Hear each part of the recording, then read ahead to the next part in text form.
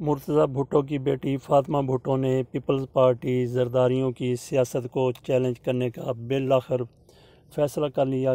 Peoples party شہید بھٹو کی آج کل چیئرمین غنوہ بھٹو ہیں۔ گزشتہ دنوں مرتضی بھٹو کی سالگرہ ہوئی، اس میں بہت سے رہنماؤں نے شرکت کی، جس میں فاطمہ بھٹو بھی شریک تھی۔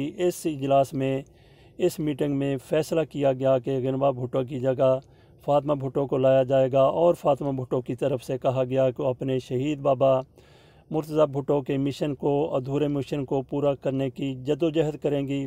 تو مرتضی بھٹو کا کیا کوئی خاک مشن تھا؟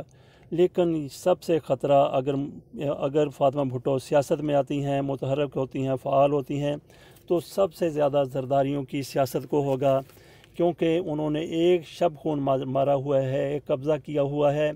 پیپلز پارٹی کی لوگ جالے بھٹو کی نسل کو دیکھنا چاہتے ہیں اس عہدے کے اوپر، لیکن جس طریقے سے اس پارٹی کو یرغمال بنایا گیا ہے، بہت سے لوگوں کو کوئی اور راستہ نظر نہیں آتا تھا، تو اس لیے زرداریوں کے ساتھ چمٹے ہوئے تھے۔ اب جب کہ واضح طور پہ فاطمہ بھٹو سامنے آ جائیں گی، تو زرداریوں کی سیاست کا بوریا بستر گول ہوتا نظر آ رہا ہے۔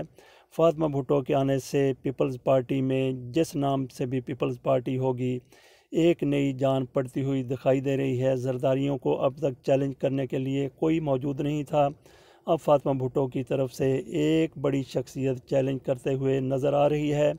اب وہ کافی حد تک سیاست میں میچور بھی ہو چکی ہیں، پڑھی لکھی بھی ہیں، اور ان کو سیاست کی سوجھ بوجھ بھی ہے۔ دیکھتے ہیں آصف علی زرداری، بلاول بھٹو زرداری اس کا کس طریقے سے مقابلہ کرتے ہیں۔